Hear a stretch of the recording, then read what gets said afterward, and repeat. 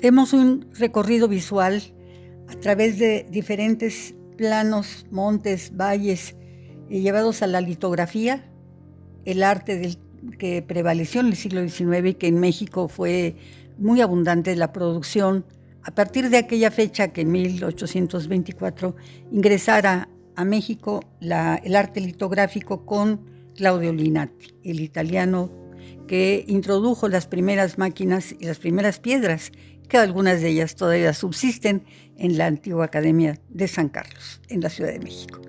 Bueno, pues de esas litografías se han elegido 3 de John Phillips. John Phillips, un grabador inglés, pero que además también fue de profesión químico. Y por tal motivo, ya en 1828, no se sabe exactamente su fecha de nacimiento, pero es comprensible que haya sido alrededor de 1800.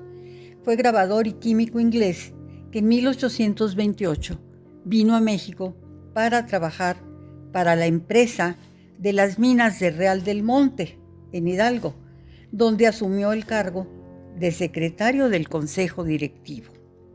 Esto lo llevó a realizar viajes de inspección alrededor de, pues tanto de Pachuca como de otras ciudades mineras. Y al visitar esos lugares al interior del país, pues levantaba planos, levantaba dibujos, bosquejos para seguramente darlos a conocer a su compañía minera.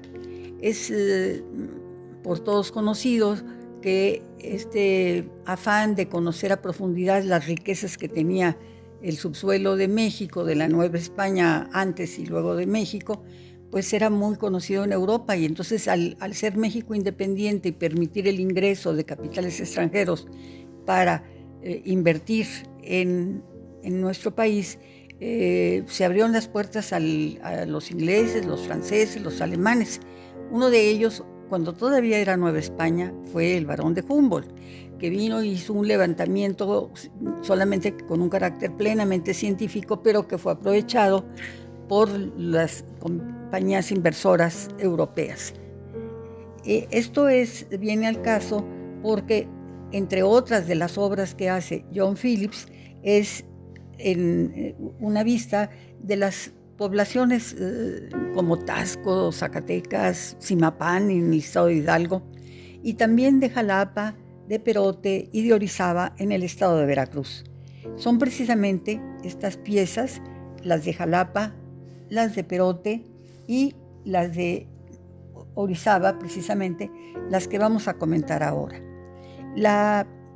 Ninguna de ellas tiene fecha, pero se comprende que hayan sido alrededor de 1841 o entre 41 y 48. Hay algunas personas que sí se atreven a decir que fueron en 1847, asociándolo a las litografías que se hicieron durante la intervención norteamericana. Pero diciendo en ese sentido, para mí es el trabajo que él hizo para las compañías mineras inglesas. Y entonces es factible que a partir de 1841, cuando él publica en Londres unas litografías para explicar la metodología del trabajo de extracción de la plata en el Real del Monte por parte de la compañía minera en la que trabajaba. Aquí ya hay un interés de reproducir un sistema laboral a través del arte litográfico. Posteriormente, en 1848, publica un álbum con 26 litografías. Lo publica en Londres con el nombre de México Ilustrado en 26 fotografías y con fecha 1848. Aquí lo apoya el impresor Alfred Ryder. Y de este lote de litografías, me parece a mí que sean estas litografías que conserva el acervo patrimonial de la Secretaría de Cultura, del Instituto Veracruzano de Cultura, por supuesto del Gobierno del Estado de Veracruz, y que tienen su resguardo en el Museo de Arte de Veracruz en Orizaba. La litografía de Jalapa empieza con abre la litografía. Recordemos que son muy pequeñas, de 26 centímetros por 39, son de carácter apaisado, o de formato apaisado más bien. Y el carácter es rústico. Primero empieza con las praderas, el sistema de transporte de las mulas o los burros, los labriegos, y las parcelas divididas por límites arbolados y con tierras preparadas para el cultivo. Eso sería, digamos, la primera mitad de abajo hacia arriba de la superficie de la litografía. Después tenemos un grupo de caserío que no es lo más importante, pero sí es presencial. Y después ya se elevan al fondo las montañas, siendo la protagónica el cofre de Perote. Esto es pues sintomático porque sabemos que las minas se encontraban a lo interior de las cordilleras. En el caso de el grabado de Perote, vuelve a ser importante el tema del cerro del volcán Perote, pero acá no hay caseríos, es exclusivamente la sierra con la montaña en su elevación y una gran planicie.